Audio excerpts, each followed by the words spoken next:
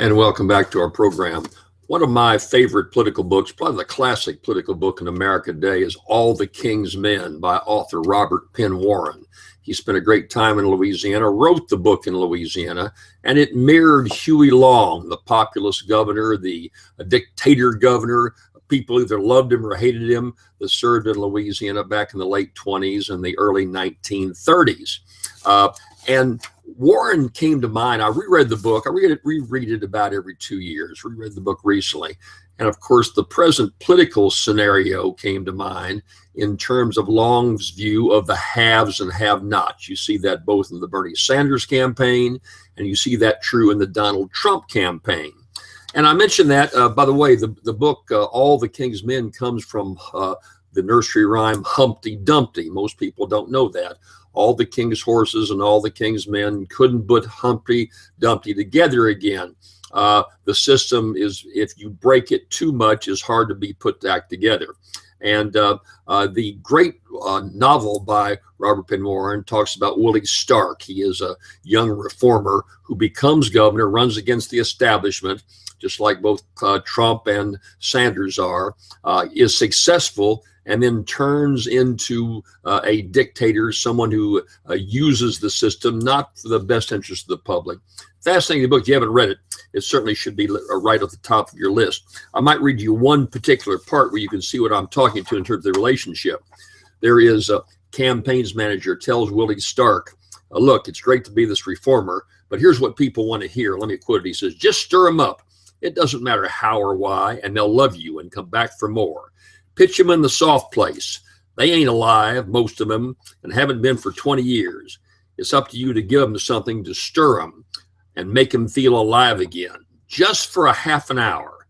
That's what they come for.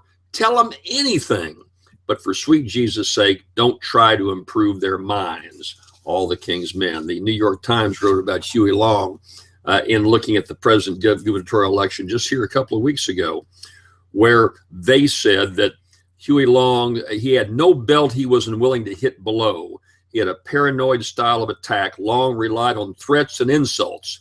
There was an ozone stink of violence at his rallies. Hecklers were dealt with severely. They, of course, are very anti-Donald Trump, and that was their focus on Trump. Now, it's not fair to compare the tactics of either Huey Long or Willie Stark and All the King's Men to what Donald Trump is doing. Trump is incendiary, but he's hit a very responsive note, winning every primary he runs in. There's a great deal of a Ginner out there. There's a great deal of Main Streets opposing to Wall Street, and for very good reason, why Trump hits this responsive note. We've been told over the recent years that we've got to save Wall Street at any price, and to do so, we've got to use our tax dollars to bail up these hedge fund operators who continue to get their huge bonuses, live for the summer in the Hamptons, have the huge apartments in New York City, and carry on their lifestyle that most of us will never in our lifetimes come close to experiencing. So that's a response there, tremendous response. Then we've been hearing about how we've got to have free trade. We've got to let our businesses compete worldwide.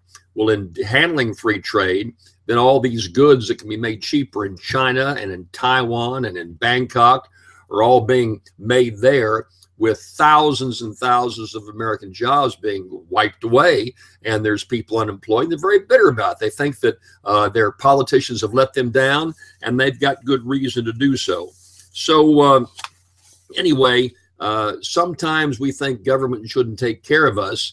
The Randy Newman song comes to mind. If you don't know Randy Newman, he's Louisiana's lyric laureate, if you will, written great songs, grew up in Louisiana, lives in California now, written the score to a number of movies, and the wonderful song is really our theme song down here, Louisiana, they're trying to wash us away.